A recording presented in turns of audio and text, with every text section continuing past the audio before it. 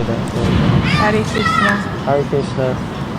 Having some challenges with the technical issues today. These things happen sometimes. So we're just going to check the sound and make sure that it's working. As you see. So welcome everyone. We're in Russell Square. It's a beaming sunny day. Probably one of the hottest days so welcome everyone. We're in Russell Square. So we're just going to go ahead and read. So it seems like the sound is working. Alright. So we're reading from the first canto, Srimad Bhagavatam, chapter 9, which is the passing of Bhishma Dev. And we're reading, starting with text number 30. To say the invocation. Om Namo Bhagavate Vasudevaya. Om Namo Bhagavate Vasudevaya. Om Namo Bhagavate Vasudevaya. Text 30. Thereupon that man who spoke on different subjects with thousands of meanings and who fought on thousands of battlefields and protected thousands of men stopped speaking, and being completely free from all bondage withdrew his mind from everything else and fixed his wide open eyes upon the original personality of Godhead, Sri Krishna, who stood before him four-handed, dressed in yellow garments that glittered and shined. Purport. In the momentous hour of leaving his material body, Bhishma Dev set a glorious example concerning the important function of the human form of life. The subject matter which attracts a dying man becomes the beginning of his next life. Therefore, if one is absorbed in thoughts of the Supreme Lord Sri Krishna, he is sure to go back to Godhead without any doubt. This is confirmed in the Bhagavad Gita, and chapter 8, verses 5 to 15. And so verse 5, whoever at the time of death quits his body, remembering me alone, at once attains my nature. Of this there is no doubt. Verse 6, whatever state of being one remembers when he quits his body, that state he will attain without fail. 7. Therefore, Arjuna, you should always think of me in the form of Krishna, and at the same time carry out your prescribed duty of fighting. With your activities dedicated to me and your mind and intelligence fixed on me, you will attain me without doubt. 8.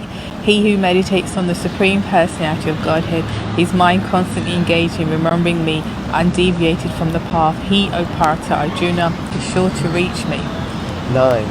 One should meditate upon the Supreme Person as the one who knows everything, as he who is the oldest, who is the controller, who is smaller than the smallest, who is the maintainer of everything, who is beyond all material conception, who is inconceivable, and who is always a person, who is luminous like the sun, and being transcendental is beyond this material nature. Number 10, verse 10, one who at the time of death fixes his life air between the eyebrows and in full devotion engages himself in remembering the Supreme Lord will certainly attain to the Supreme Personality of Godhead. 11. Persons learned in the Vedas who utter Omkar and who are great sages in the renounced order enter into Brahman, desiring such perfection. One practices celibacy. I shall now explain to you this process by which one may attain salvation. 12. The yogic situation is that of detachment from all sensual engagements, closing all the doors of the senses and fixing the mind on the heart and the life air at the top of the head. One establishes himself in yoga. 13. After being situated in this yoga practice and vibrating the sacred syllable Om, the supreme combination of letters, if one thinks of the Supreme Personality of Godhead and quits his body, he will certainly reach the spiritual planet. 14. For one who remembers me without deviation, I am easy to obtain, O son of Pritha, because of his constant engagement in devotional service. And 15. After attaining me, the great souls who are yogis in devotion never return to this temporary world, which is full of miseries, because they have attained the highest perfection. Sri Bhishma Dev attained the perfection of quitting his body at will and was fortunate enough to have Lord Krishna, the object of his attention, personally present at the time of death. He therefore fixed his open eyes upon him He wanted to see Sri Krishna for a long time out of his spontaneous love for him. Because he was a pure devotee, he had very little to do with the detailed performance of yogic principles. Simple bhakti yoga is enough to bring about perfection. Therefore, the ardent desire of Bhishmadev was to see the person of Lord Krishna, the most lovable object, and by the grace of the Lord, Sri Bhishmadev had this opportunity at the last stage of his breathing. Text 31. Very powerful, that last verse and purport. Nice. 31. By pure meditation, looking at Lord Sri Krishna, he at once was freed from all material inauspiciousness, and he was relieved of all bodily pains caused by the arrow wounds. Thus, all the external activities of his senses at once stopped, and he prayed transcendentally to the controller of all living beings while quitting his material body. Purport. The material body is a gift of the material energy, technically called illusion. Identification with the material body is due to forgetfulness of our eternal relationship with the Lord. For a pure devotee of the Lord like Bhishmadev, this illusion was at once removed as soon as the Lord arrived. Lord Krishna is like the sun, and the illusory external material energy is like darkness. In the presence of the sun, there is no possibility that darkness can stand. Therefore, just on the arrival of Lord Krishna, all material contamination was completely removed, and Bhishmadev was thus able to be transcendently situated by stopping the activities of the impure senses in collaboration with matter. The soul is originally pure, and so also the senses. By material contamination, the senses assume the role of imperfection and impurity. By revival of contact with the Supreme Pure, Lord Krishna, the senses again become freed from material contaminations. Bhishmadev attained all these transcendental conditions prior to his leaving the material body because of the Lord's presence. The Lord is the controller and benefactor of all living beings. That is the verdict of all Vedas. He is the supreme eternity and living entity amongst all the eternal living beings. And he alone provides all the necessities for all kinds of living beings. Thus, he provided all facilities to fulfill the transcendental desires of his great devotee Bhishmadev, who prayed as follows. Text 32. Bhishmadev said, "Let me now invest my thinking, feeling and willing, which were so long engaged in different subjects and occupational duties, in the all-powerful Lord Sri Krishna. He is always self-satisfied, but sometimes being the leader of the devotees, he enjoys transcendental pleasure by descending on the material world, although from him only the material world is created." Purport. Because Bhishmadev was a statesman, the head of the Kuru dynasty, a great general and a leader of Kshatriyas, his mind was strewn over so many subjects, and his thinking, feeling and willing were engaged in different matters. Now, in order to achieve pure devotional service, he wanted to invest all powers of thinking, feeling and willing entirely in the Supreme Being, Lord Krishna. He is described herein as the leader of the devotees and all-powerful. Although Lord Krishna is the original personality of Godhead, he himself descends on earth to bestow upon his pure devotees the boon of devotional service. He descends sometimes as Lord Krishna as he is, and sometimes as Lord Chaitanya. Both are leaders of the pure devotees. Pure devotees of the Lord have no desire other than the service of the Lord. Therefore they are called Sattvata. The Lord is the chief amongst such Sattvatas. Bhishmadev therefore had no other desires.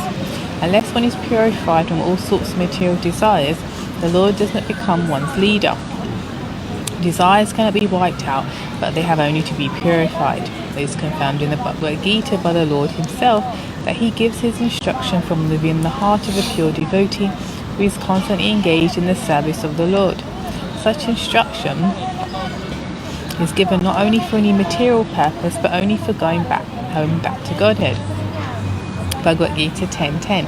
For the ordinary man who wants to lord it over material nature, the Lord not only sanctions and becomes a witness of activities, but he never gives the non-devotee instructions for going back to Godhead.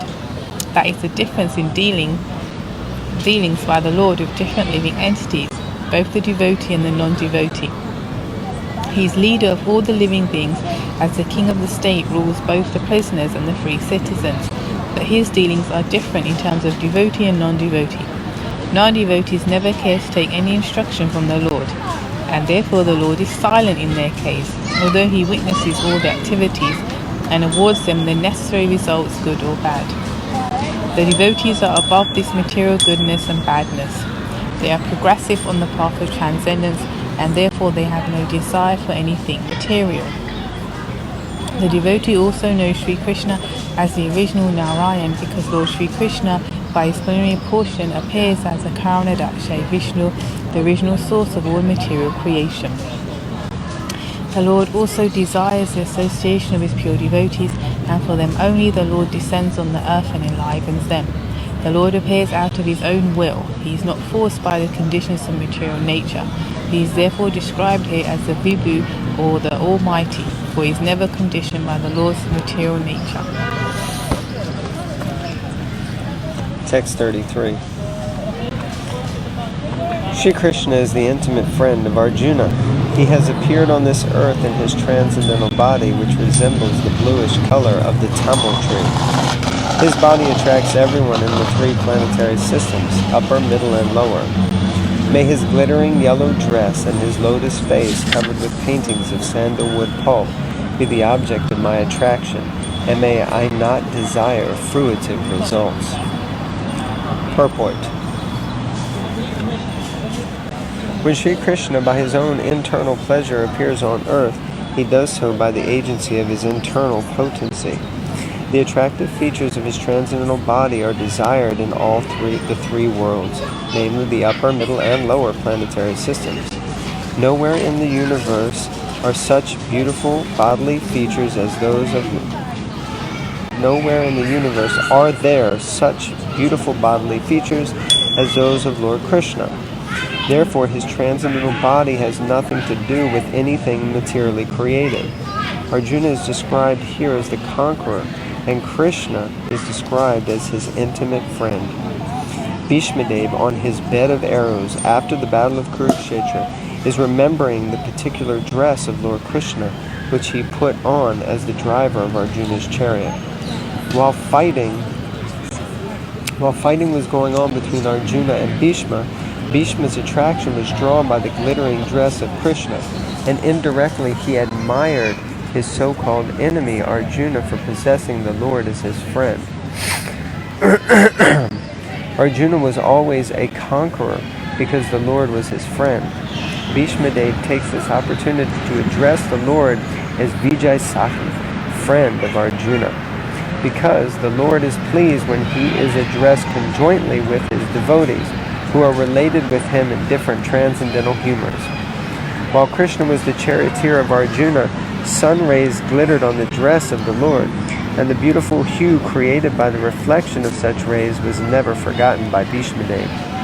As a great fighter, he was relishing the relation of Krishna and the chivalrous humor. Transcendental relation with the Lord in any one of the different rasas humors is relishable by the respective devotees in the highest ecstasy. Less intelligent mundaners who want to make a show of being transcendentally related with the Lord artificially jump at once to the relation of conjugal love, imitating the damsels of Brajdam. Such a cheap relation with the Lord exhibits only the base mentality of the mundaner, because one who has relished conjugal humor with the Lord cannot be attached to worldly conjugal ras, which is condemned even by mundane ethics. The eternal relation of a particular soul with the Lord is evolved.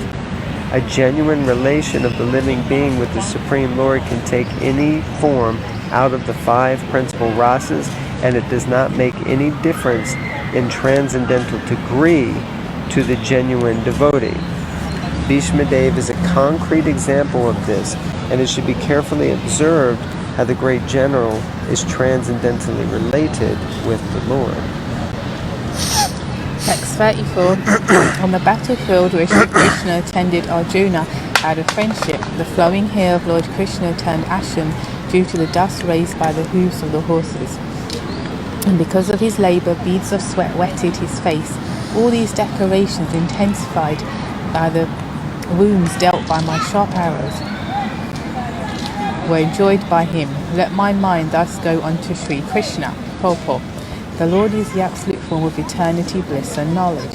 As such, transcendental loving service to the Lord in one of the five principal relations, namely Santa, Dasya, Sakya, Vatsalya and Madhurya, i.e. neutrality, servitorship, fraternity, filial affection and conjugal love, is graciously accepted by the Lord and offered to the Lord in genuine love and affection.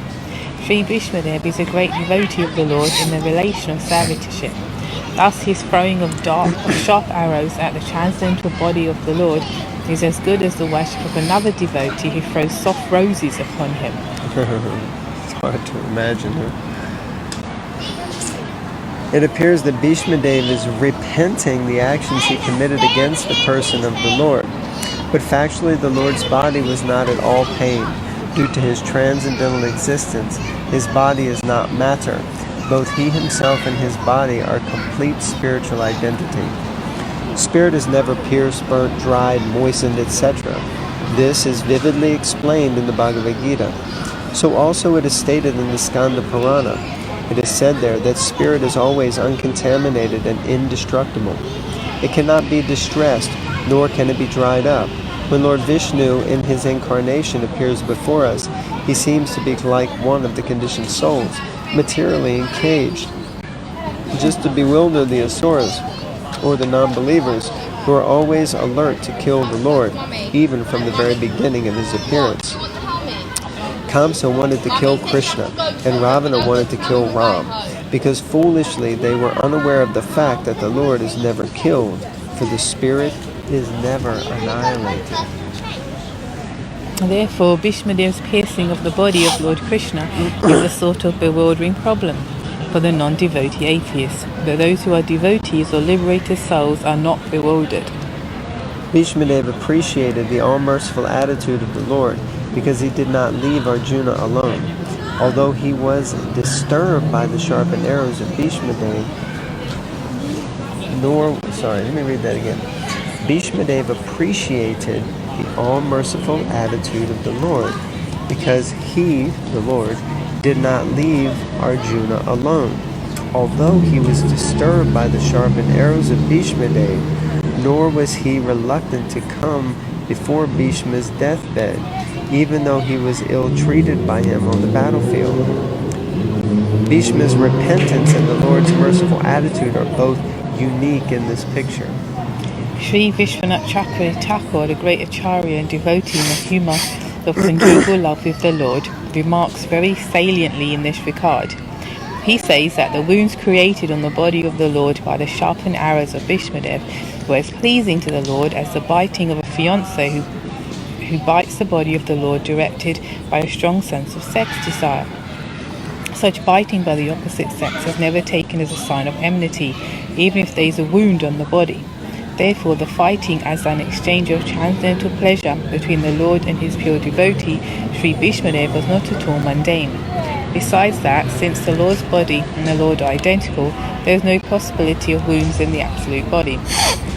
The apparent wounds caused by the sharpened arrows are misleading to the common man, that one who has a little absolute knowledge can understand the transcendental exchange in the chivalrous relation. The Lord was perfectly happy with the wounds caused by the sharpened arrows of Bhishmadev. The word Vibidyamana is significant because the Lord's skin is not different from the Lord. Because our skin is different from our soul, in our case the word Vibidyamana, or being bruised and cut, would have been quite suitable. Transcendental Bliss. I'm just reading the other bit. Okay. Transcendental bliss is of different varieties, and the variety of activities in a mundane world is but a perverted reflection of transcendental bliss. Because everything in the mundane world is qualitatively mundane, it is full of invarieties, whereas in the absolute realm, because everything is of the same absolute nature, there are varieties of enjoyment. without inebriety. The Lord enjoyed the wounds created by his great devotee Bhishmadev, and because Bhishmadev is a devotee in a chivalrous relation, he fixes up his mind on Krishna in that wounded condition. It's an interesting comment by Vishwanath Chakravarti Thakur about the arrows and the comparison to a lover's biting. 935. In obedience to the command of his friend, Lord Sri Krishna entered the arena of the battlefield of Kurukshetra between the soldiers of Arjuna and Duryodhana, and while there he shortened the lifespans of the opposite party by his merciful glance. This was done simply by his looking at the enemy. Let my mind be fixed upon that Krishna. Purport. In the Bhagavad Gita 1:21-25, Arjuna ordered the infallible Lord Shri Krishna to place his chariot between the phalanxes of the soldiers. He asked him to stay there until he had finished observing the enemies he had to face in the battle. When the Lord was so asked, he at once did so, just like an order carrier. And the Lord pointed out all the important men on the opposite side, saying, "Here is Bhishma, here is Drona," and so on. The Lord, being the supreme living being, is never the order supplier or order carrier of anyone, whoever he may be. But out of his causeless mercy and affection for his pure devotees, sometimes he carries out the order of his devotee like an awaiting servant. By executing the order of a devotee, the Lord becomes pleased, as a father is pleased to carry out the order of his small child. This is possible only out of pure transcendental love between the Lord and his devotees. And Bhishmadev was quite aware of this fact. He therefore addressed the Lord as the friend of Arjuna. The Lord diminished the duration of life of the opposite party by his merciful glance. It is said that all the fighters who assembled on the battlefield of Kurukshetra attained salvation by personally seeing the Lord at the time of death. Therefore, his diminishing the duration of life of Arjuna's enemy does not mean that he was partial to the cause of Arjuna. Factually, he was merciful to the opposite party because they would not have attained salvation by dying at home in the ordinary course of action. Here was a chance to see the Lord at the time of death and thus attain salvation from material life. Therefore, the Lord is all good, and whatever he does is for everyone's good. Apparently, it was for the victory of Arjuna, his intimate friend, but factually it was for the good of Arjuna's enemies. Such are the transcendental activities of the Lord, and whoever understands this also gets salvation after quitting this material body. The Lord does no wrong in any circumstance because he is absolute, all good at all times. Text 36. When Arjuna was seemingly polluted by ignorance upon observing the soldiers and commanders before him on the battlefield, the Lord eradicated his ignorance by delivering transcendental knowledge. May his lotus feet always remain the object of my attraction. So remember, these are the prayers being offered by Bhishmadev as he's lying on a bed of arrows on the battlefield of Kurukshetra, about to leave his body. Purport. The kings and the commanders were to stand in the front of the fighting soldiers. Kings and commanders were to stand in the front of the fighting soldiers. That was the system of actual fighting. The kings and commanders were not so-called presidents or ministers of defense as they are today. They would not stay home while the poor soldiers or mercenaries were fighting face to face. This may be the regulation of modern democracy, but when actual monarchy was prevailing, Lord have mercy, the monarchs were not cowards elected without consideration of qualification. As it was evident from the battlefield of Kurukshetra, all the executive heads of both parties like Drona, Bhishma, Arjuna, and Duryodhana were not sleeping. All of them were actual participants in the fighting, which was selected to be executed at a place away from the civil residential quarters. This means that the innocent citizens were immune from all effects of fighting between the rival royal parties. The citizens had no business in seeing what was going to happen during such fighting. They were to pay 1/4 of their income to the ruler, whether he be Arjuna or Duryodhana. Interesting. All the commanders of the parties on the battlefield of Kurukshetra were standing face to face, and Arjuna saw them with great compassion and lamented that he was to kill his kinsmen on the battlefield for the sake of the empire. He was not at all afraid of the giant military phalanx presented by Duryodhana, but as a merciful devotee of the Lord, renunciation of worldly things was natural for him, and thus he decided not to fight for worldly possessions. But this was due to a poor fund of knowledge, and therefore it is said here that his intelligence became polluted. His intelligence could not be polluted at any time because he was a devotee, a constant companion of the Lord, as is clear in the 4th chapter of the Bhagavad Gita. Apparently Arjuna's intelligence became polluted because otherwise there would not have been a chance to deliver the teachings of Bhagavad Gita for the good of all polluted conditioned souls engaged in material bondage by the conception of the false material body.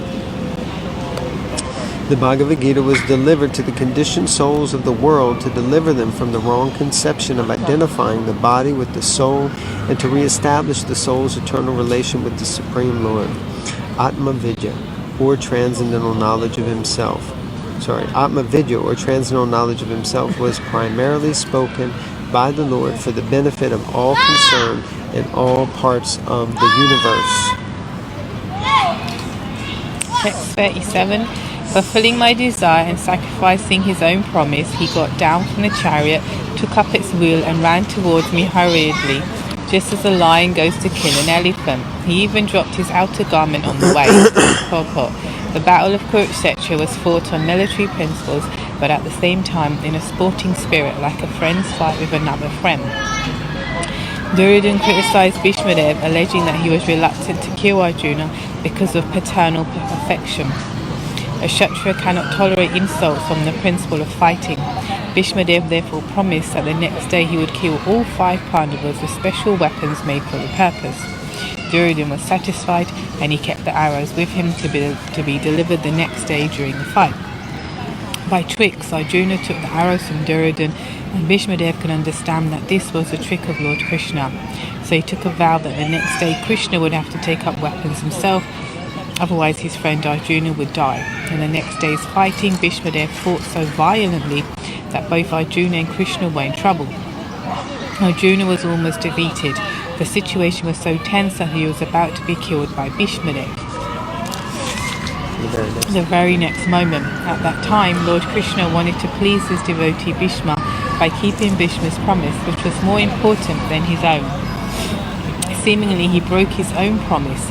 He promised before the beginning of the Battle of Kurukshetra that he would remain without weapons and would not use his strength for either of the parties. But to protect Arjuna, he got down from the chariot, took up the wheel of the chariot, and hurriedly rushed at Bhishmadev in an angry mood, as the lion goes to kill an elephant. He dropped his covering cloth on the way, and out of great anger he did not know that he had dropped it. Bhishmadev at once gave up his weapons and stood to be killed by Krishna, his beloved Lord. The fighting of the day was thus ended at that very moment, and Arjuna was saved. Of course, there was no possibility of Arjuna's death because the Lord himself was on the chariot, but because Bhishmadev wanted to see Lord Krishna take up some weapon to save his friend, the Lord created this situation, making Arjuna's death imminent. He stood before Bhishmadev to show him that his promise was fulfilled and that he had taken up the wheel. Okay, it's time, right? Yeah? Okay, nice session. All about passing of Bhishmadev. Nice place to end, where he was, Lord Krishna was provoked by Bhishmadev to take up a weapon even though he gave his word, but he broke his word in order to protect his devotees. So he keeping his promise that his devotees shall never perish. Okay, here we are, sweating in Russell Square. Had a nice reading. Nice to see you all. Thank you very much. Srila Prabhupada ki jai. Hare Krishna. Granth Srimad Bhagavatam ki